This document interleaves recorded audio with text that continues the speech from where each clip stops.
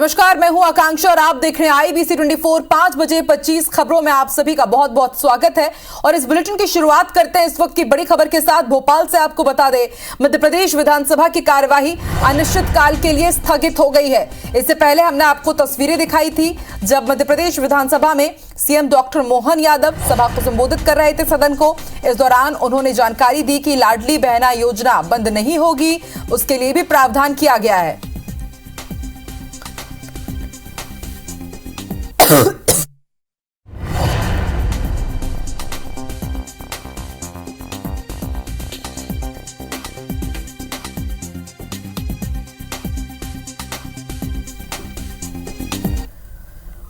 तो मध्य प्रदेश की कार्यवाही शीत सत्र के अनिश्चितकाल के लिए स्थगित कर दी गई है। 3 दिनों तक ये सत्र चला, माफ कीजिएगा 4 दिनों का ये सत्र रहा। कल राज्यपाल ने अभिभाषण दिया और आज राज्यपाल के अभिभाषण पर चर्चा हुई। सबसे ज्यादा आज गूंज सदन में लाडली बहना योजना की सुनाई दी। इसके साथ ही नए मुख्यमंत्री डॉक्टर मोहन यादव ने एक बार फिर से भरोसा दिलाया कि प्रधानमंत्री नरेंद्र मोदी की जो भी गारंटी रही है वो गारंटी सरकार पूरी जरूर करेगी।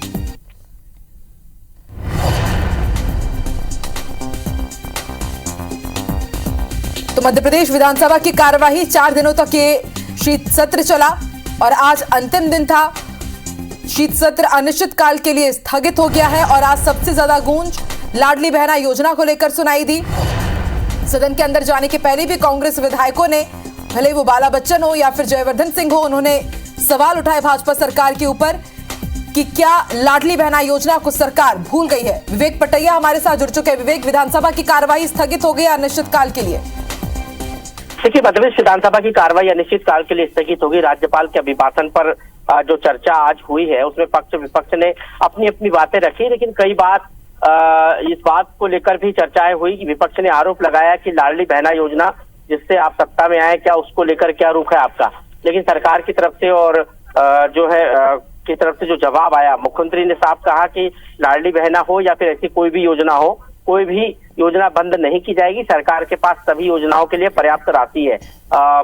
जो पूर्व केंद्रीय मंत्री, अब जो विधायक है मध्य प्रदेश के प्रहलाद पटेल, उन्होंने भी कहा कि लाडली बहना योजना को लेकर भ्रम फैलाया जा रहा है, किसी भी प्रकार का भ्रम न रहे, लाडली बहना जारी रहेगी और लाडली बहना को हम लखपति बहना बनाएंगे। मतलब विपक्ष की तरफ से जो सवाल हुए थे उसके जवाब सत्ता पक्ष की तरफ से दिए गए। दूसरी तरफ मुख्यमंत्री डॉक्टर मोहन यादव ने अपने वक्तव्य में भी इस बात को स्पष्ट कर दिया। काफी जो है सार्थक ये सत्र रहा है। सत्ता पक्ष और विपक्ष की तरफ से ये कहा गया कि सर अच्छी चर्चा हुई है, सत्र बहुत अच्छा रहा, क्योंकि ये 16वीं विधानसभा का पहला सत्र था और इसलिए दोनों ही पक्ष ने इस पे सार्थक चर्चाएं की है और सत्र जो है अनिश्चित काल के लिए स्थगित हो गया है। अब जो है मध्य प्रदेश विधानसभा का बजट सत्र होगा इसके बाद। जी, शुक्रिया पूरी जानकारी के लिए विवेक।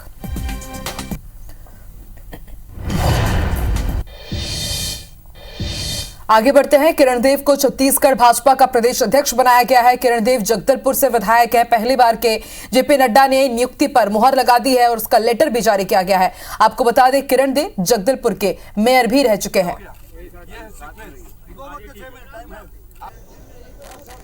तो इससे पहले बीजेपी के प्रदेश अध्यक्ष की कमान अरुण साव को सौंपी गई थी और अब जगदलपुर विधायक किरण देव बीजेपी के नए प्रदेश अध्यक्ष हैं। इनके सामने बेहद बड़ी चुनौती रहेगी कि लोकसभा चुनाव में पिछले बार जिस तरह का प्रदर्शन किया था छत्तीसगढ़ में, भाजपा ने एक बार फिर से उसी तरह का प्रदर्शन और उससे बेहतर भी दोहरा सके। जगदलपुर से विधायक है और आज जेपी नड्डा ने नियुक्ति के आदेश जारी किए हैं।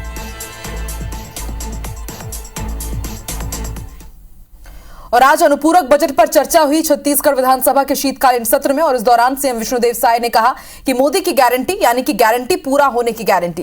पिछली सरकार ने जो बेतहाशा कर्जा लिया था, आज राज्य का कर्ज 91,533 करोड़ रुपए है। गरीबों की आह पिछली सरकार को लगी है। आवास न देने के कारण पंचायत मंत्री ने इस्तीफा दे दिया था। इसके साथ ही उन्होंने कहा कि हमने 18 लाख आवास के लिए राशि जारी की है। किसानों को 2 साल का बोनस 25 दिसंबर को देंगे। धान बोनस के लिए 3800 करोड़ का प्रावधान है। मैतारी वंदन योजना के लिए 1200 करोड़ का प्रावधान है।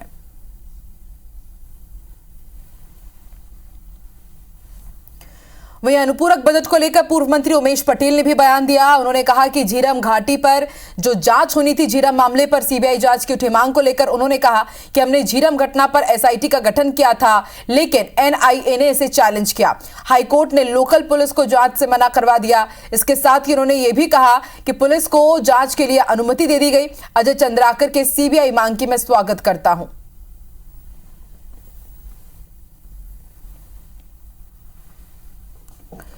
इधर सदन में सीएम डॉक्टर मोहन यादव ने आज ऐलान किया कि जो यात्री अयोध्या जाना चाहेंगे, तीर्थ दर्शन योजना के तहत उन्हें अयोध्या भेजा जाएगा।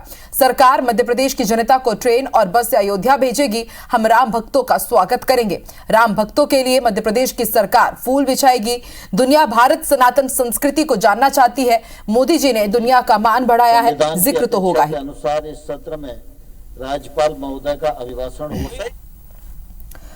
भोपाल में कांग्रेस विधायक दल की आज बैठक हुई। पीसीसी चीफ जीतू पटवारी ने विधायकों की बैठक ली। सभी कांग्रेस इस विधायक बैठक में शामिल रहे और चर्चा में आगामी 3 महीने का ब्लूप्रिंट तैयार हुआ है। ब्लूप्रिंट पर मंथन हुआ है। सभी कांग्रेस विधायक इस बैठक में शामिल हुए।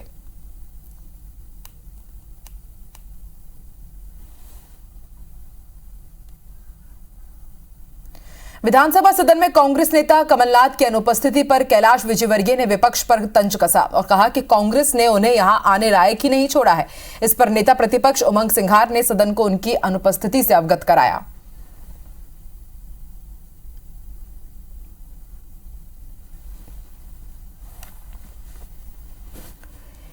बीजेपी विधायक प्रहलाद पटेल ने बयान दिया है। उपराष्ट्रपति की मिमिक्री को लेकर के प्रहलाद पटेल ने कहा कि इससे ज्यादा कुछ भी दुर्भाग्यपूर्ण नहीं हो सकता है। मैं इसे गंभीर अपराध नहीं मानता हूं। संवैधानिक मर्यादा के तहत राष्ट्रपति उपराष्ट्रपति का पद है, जिस पर कभी भी किसी भी प्रकार की टिप्पणी नहीं हो सकती। फिर लोकसभा अध्यक्ष का पद है, प्रधानमंत्री का पद है, वो मर्यादा और परंपराओं के आधार पर उसमें भी संयम बरतना पड़ता है। देश की एक बड़ी पार्टी, उसमें भी राहुल गांधी जैसा नेता ने जो काम किया, मैं उसको ज्यादा गंभीर अपराध मानता हूं, जिनने मर्यादा और परंपराओं का भी उल्लंघन किया और नियमों की भी अनदेखी की है। 25 दिसंबर को इंदौर दौरे पर रहेंगे सीएम डॉक्टर मोहन यादव। शहर में पहली समीक्षा बैठक लेंगे। शहर की परिकल्पना और मेट्रोपॉलिटन सिटी के मुद्दों पर चर्चा करेंगे। बैठक में रखने वाले प्रस्तावों की तैयारी में जुटे हुए हैं इंदौर के अधिकारी।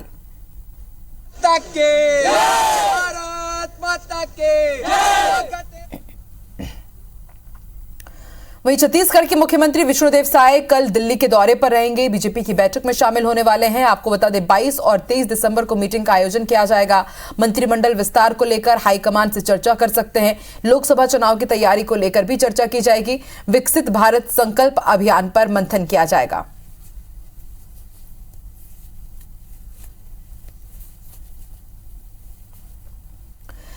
राम मंदिर ट्रस्ट ने राम मंदिर प्राण प्रतिष्ठा के लिए सोनिया गांधी को भी न्योता भेजा है। मनमोहन सिंह और एचडी देवेगौड़ा को भी न्योता भेजा गया है। कांग्रेस अध्यक्ष मल्लिकार्जुन खड़गे को भी न्योता भेज दिया गया। बता दें कि 22 जनवरी को राम मंदिर की प्राण प्रतिष्ठा होने जा रही है और देश और विदेश के साथ ही कई खास मेहमानों को इसमें आमंत्रित किया जा रहा है और मनमोहन सिंह, एचडी देवेगौड़ा के साथ ही सोनिया गांधी को भी न्योता भेज दिया गया है।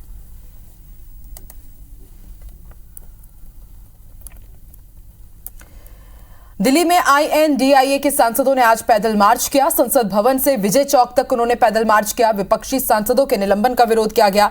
आपको बता दें अब तक 146 सांसद निलंबित हो चुके हैं।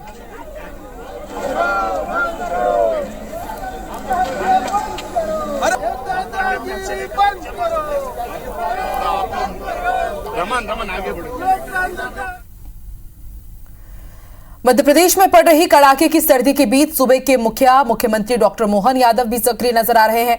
बुधवार देर रात सीएम भोपाल के लालघाटी स्थित कैंसर अस्पताल पहुंचे, जहां उन्होंने आश्रय स्थल में रह रहे मरीजों के परिजनों का हाल जाना।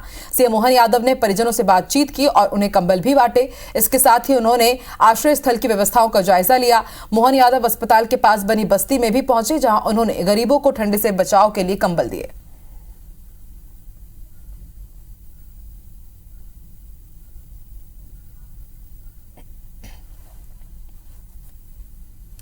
3 दिसंबर यानी कि चुनाव के नतीजे आने के बाद से ही नक्सली घटनाओं में तेजी से इजाफा हुआ है और ऐसा कोई दिन नहीं गया जिस दिन जब नक्सली वारदात सामने न आई हो। नक्सली सुरक्षा बलों को निशाना बना रहे हैं। हालांकि जवाबी कार्रवाई में नक्सलियों को भी अच्छा खासा नुकसान हुआ है। कई नक्सलियों ने हथियार भी डाले हैं, जिस पर अब सियासत भी होने लगी है। विपक्ष जहां सरकार को घेरने में जुटी हुई है, वहीं सरकार नक्सलियों को जड़ से उखाड़ फेंकने की बात कर रही है।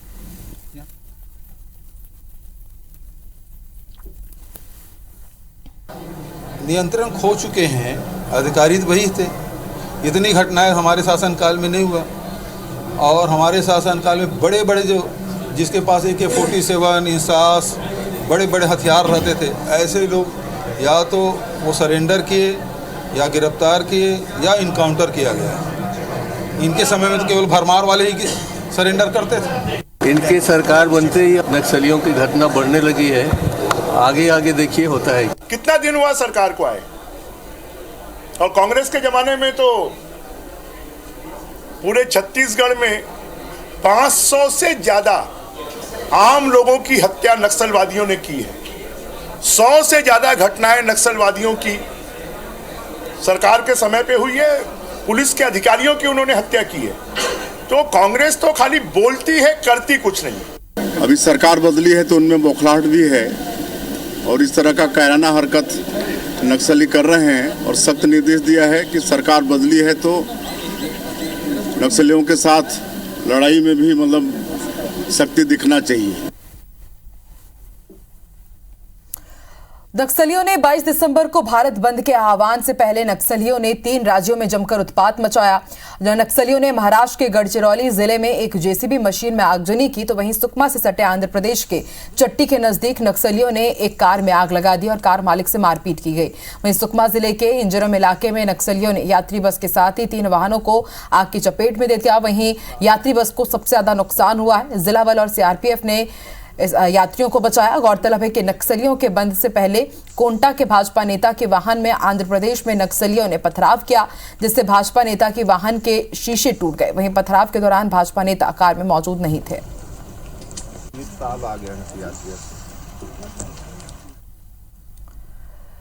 नारायणपुर में विधायक से अधिकारी को फटकार के बाद वार्डवासियों की समस्या का समाधान हो गया। दरअसल बीते दिनों विधायक केदार कश्यप नारायणपुर पहुंचे थे, जहां उन्होंने कार्यकर्ताओं से मिलने के बाद वार्डवासियों की समस्या से उन्हें अवगत कराया गया। इस दौरान सोनपुर चौक इलाके के पार्षद रोशन गोलछा और वार्डवासियों ने सड़क चौड़ीकरण व नाली निर्माण में भारी अनियमितता की शिकायत की। इस पर मौके से ही विधायक केदार कश्यप ने PWD के अधिकारी को जमकर फटकार लगाई और जल्द समस्या के समाधान करने के आदेश दिए। इस खबर को IBC 24 ने भी प्रमुखता से दिखाया था। खबर का बड़ा असर भी देखने को मिला और दूसरे दिन से ही काम तेजी से होने लगा।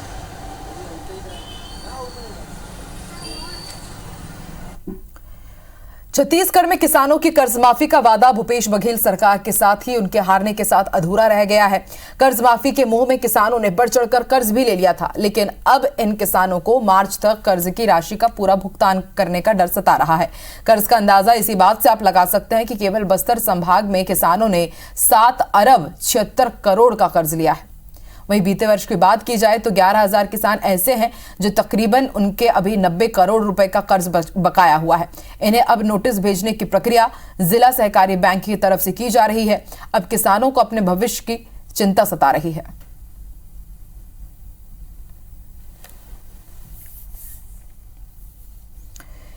इंदौर के हुकुमचंद मिल के मजदूरों का इंतजार अब खत्म होने जा रहा है। 26 दिसंबर से मजदूरों को मुआवजा मिलने की प्रक्रिया शुरू होगी।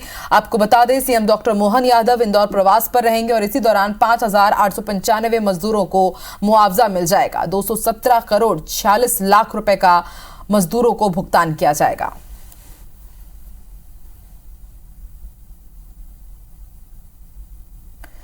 सतना शहर में लगातार हादसे को लेकर रेलवे माल गोदाम को शहर से बाहर करने की मांग उठ रही है। नो एंट्री के बावजूद पूरे दिन ट्रकों की आवाजाही यहां धड़ल्ले से होती रहती है। ट्रैफिक बाधित होने के साथ हादसों का भी खतरा रहता है। व्यापारियों ने 24 दिसंबर को सर्वदलीय बैठक बुलाई है।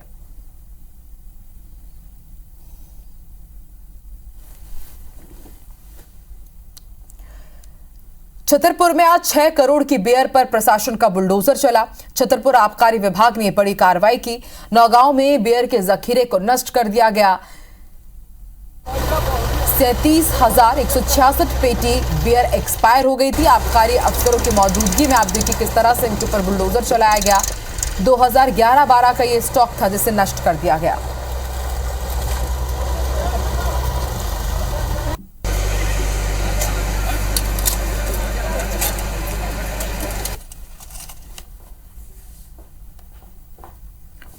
रीवा में आज युवक की जमकर पिटाई का मामला सामने आया है। आरोपी ने साथियों के साथ मिलकर एक युवक को जमकर पीटा। मारपीट का सीसीटीवी फुटेज भी सामने आया है। दरअसल ये पूरा विवाद पैसे के लेन देन को लेकर हुआ था। मारपीट में घायल युवक को अस्पताल में भर्ती कराया गया है। सिमरिया थाने के बिरसिंहपुर मोड़ का ये मामला है।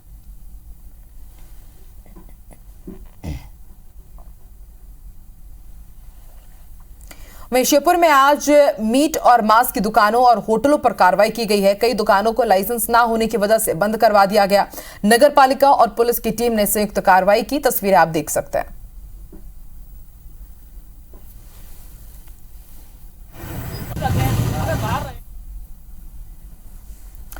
रायसेन जिले के बेगमगंज तहसील के झिरिया गांव में एक युवक विष्णु प्रसाद अपनी पत्नी और बच्चों को वापस दिलाने की गुहार लगा रहा है। युवक का आरोप है कि जब वो जेल से छूटकर घर वापस आया तो उसकी बीवी और बच्चों को कुछ दबंगों ने अपने कब्जे में ले लिया। इस तरह का आरोप लगाते हुए व्यक्ति ने पुलिस अधिकारियों से अपनी बीवी और बच्चों को वापस दिलाने की गुहार लगाई है। वहीं इस पूरे मामले में पुलिस ने गुम इंसान की कायमी कर जांच शुरू कर दी है।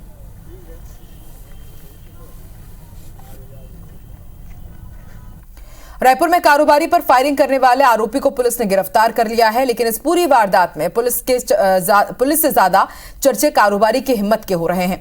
दरअसल ओडिशा का शूटर अमन रायपुर के कारोबारी संदीप को मारने के लिए बुधवार को पहुंचा था। कारोबारी हर रोज की तरह मोपेड से घूमने निकले थे, लेकिन इसी बीच शूटर अमन सामने से आ गया और कारोबारी के सामने खड़े होकर सीधे पिस्टल तानकर गोली चला दी। कारोबारी ने किसी तरह खुद को पहली गोली से तो बचा लिया, लेकिन शूटर ने तुरंत ही दूसरी गोली चला दी जो कि कारोबारी के सीने में जा घुसी। कारोबारी ने बहते खून की परवाह किए बिना ही सीधे शूटर को दबोच लिया और आसपास के लोगों को मदद के लिए बुलाया। शूटर छटपटाता रहा, लेकिन कारोबारी की पकड़ इतनी मजबूत थी कि शूटर भाग नहीं पाया और आखिर में लोगों ने उसे पकड़कर पुलिस के हवाले कर दिया।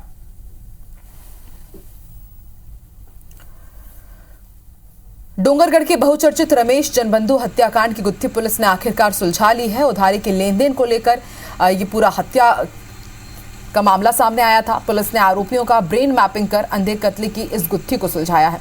पुलिस से मिली जानकारी के मुताबिक इस हत्याकांड में 4 आरोपियों को गिरफ्तार किया गया है। बता दें कि श्रीनिवास जनबंधु ने जून 2021 में डोंगरगढ़ थाने में अपने छोटे भाई रमेश जनबंधु के लापता होने की रिपोर्ट दर्ज कराई थी। 3 दिन बाद उसकी लाश मिली थी, जिसकी पहचान के बाद पुलिस मामले की जांच कर रही थी। पुलिस ने 4 संदेही महेश सोनी, राहुल सोनी, अजय शर्मा और सूरज वर्मा से पूछताछ की। आरोपियों से सबूत नहीं मिलने पर ब्रेन मैपिंग टेस्ट कराया गया, जिसमें कुछ तथ्य सामने आए और आरोपियों को हिरासत में लेकर पूछताछ की गई। आरोपियों ने हत्या कबूल की। आरोपियों ने बताया कि महेश सोनी ने घर बनाने के लिए रमेश से बिल्डिंग मटेरियल लिया था, जिसका बकाया मांगने से आरोपी परेशान था। इसी कारण दोस्तों के साथ मिलकर उसने हत्या की थी।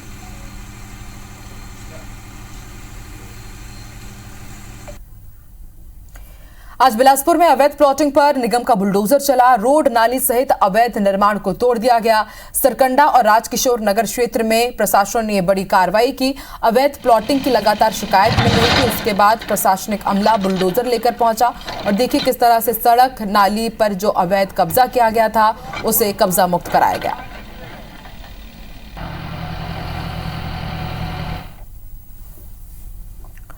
भानु प्रतापपुर की धान मंडी में मजदूर नहीं है और इस कारण धान खरीदी बंद हो गई है। ऐसे में गुस्साए किसानों ने आज चक्का जाम कर दिया।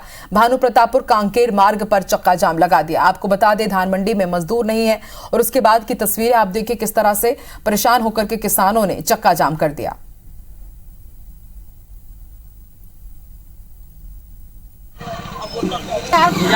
मंडी में कोई अधिकारी। बैकुंठपुर में हॉस्टल में छात्र की पिटाई का मामला सामने आया है। जांच के बाद प्यून को निलंबित कर दिया गया। दरअसल 7वीं में पढ़ने वाले छात्र के साथ पिटाई की गई थी। प्री मैट्रिक आदिवासी छात्रावास में छात्र की पिटाई हुई। पटना थाना में एफआईआर दर्ज की गई थी।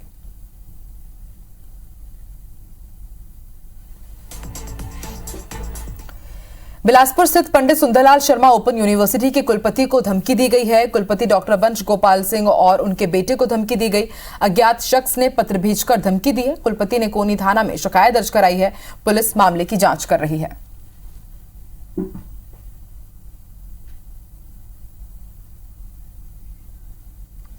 भिलाई में डायरिया का प्रकोप लगातार बढ़ता जा रहा है। 4 दिन में डायरिया के 103 नए मरीज मिले हैं और सीएमएचओ ने ऐसे में प्रभावित इलाकों का दौरा किया है। डायरिया से कल एक महिला की मौत भी हो चुकी है।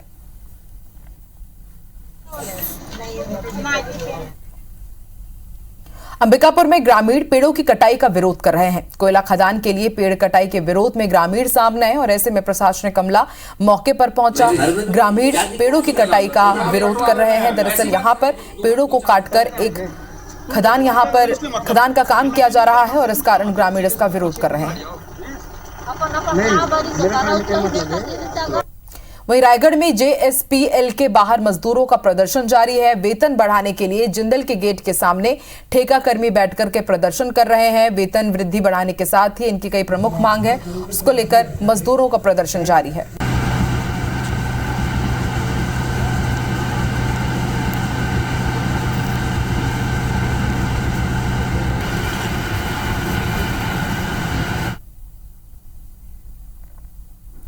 वहीं मनेंद्रगढ़ में अतिक्रमण पर आज प्रशासन ने कार्रवाई की। सड़क किनारे से अतिक्रमण को हटा दिया गया। NH 43 के किनारे मौजूद दुकानों पर यह कार्रवाई की गई। नगर पालिका और पुलिस की टीम मौके पर मौजूद रही।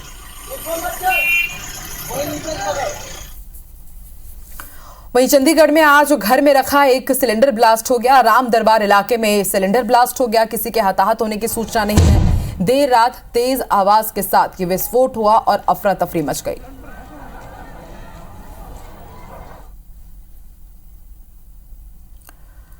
तमिलनाडु में बाढ़ के बाद हालात खराब हो चुके हैं। राहत बचाव में एनडीआरएफ की टीमें और सेना की टीम जुटी हुई है। एयर ड्रॉप की आपको बता दें, राहत की सामग्री एयर ड्रॉप की जा रही है। हेलीकॉप्टर से खाने पीने की सामग्री गिराई जा रही है। छतों पर फंसे हुए लोगों को किस तरह से राहत पहुंचाई जा रही है, इसकी तस्वीरें आप देख रहे हैं। तो 2 तस्वीरें हम आपको दिखा रहे हैं। हेलीकॉप्टर से भोजन के पैकेट आप देखिए किस तरह से गिराए गए हैं और छतों पर मदद के इंतजार में लोग नजर आ रहे हैं।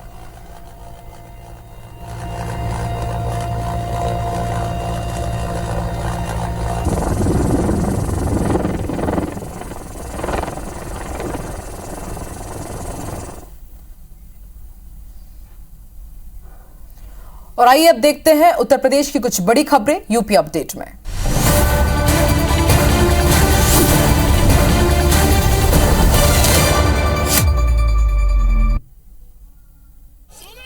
बुलंदशहर में भाजपा कार्यकर्ताओं ने प्रदर्शन किया। संसद भवन परिसर में उपराष्ट्रपति जगदीप धनखड़ की मिमिक्री पर जमकर बवाल मचा हुआ है। बड़ी तादाद में काला आम चौराहे पर एकत्र हुए भाजपा कार्यकर्ताओं ने विरोध दर्ज कराया। भाजपा कार्यकर्ताओं ने विपक्षी नेताओं का पुतला भी फूंका।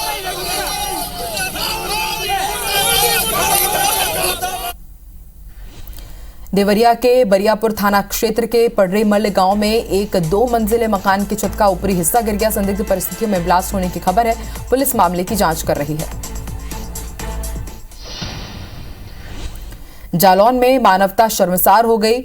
2 दिन की नवजात बच्ची लावारिस हालत में मिली है। नवजात बच्ची को कुत्ते अपना शिकार बना रहे थे। एक महिला को नवजात बच्ची के रोने की आवाज आई और उसके बाद कुत्तों से छुड़ाकर वो उसे अस्पताल लेकर पहुंची, जिसके बाद डॉक्टरों ने चेकअप कर नवजात बच्ची को मृत घोषित कर दिया। उरीनगर के मोहल्ला तूफैलपुरवा का ये मामला है। प्रतापगढ़ जिले से बड़ी खबर है, जहां गैर समुदाय की लड़की ने धर्म परिवर्तन कर शादी रचा ली। प्रेमी से शादी के बाद सना परवीन बन गई। दिल्ली में कोर्ट मैरिज की है। अब दोनों को जान से मारने की धमकी दी जा रही है। मुख्यमंत्री योगी आदित्यनाथ से लड़की ने सुरक्षा की गुहार लगाई है। मानिकपुर थाना क्षेत्र के मुदीपुर गांव का ये मामला है। मेरा नाम सना परवीन है। बुलंदशहर में एक बार फिर कोरोना ने दस्तक दी है। युवक में कोरोना के लक्षण मिलने से स्वास्थ्य विभाग में हड़कंप मच गया। जहांगीराबाद क्षेत्र निवासी एक 17 वर्षीय युवक में कोरोना के लक्षण मिले हैं। फिलहाल युवक को होम क्वारंटीन कर दिया गया है।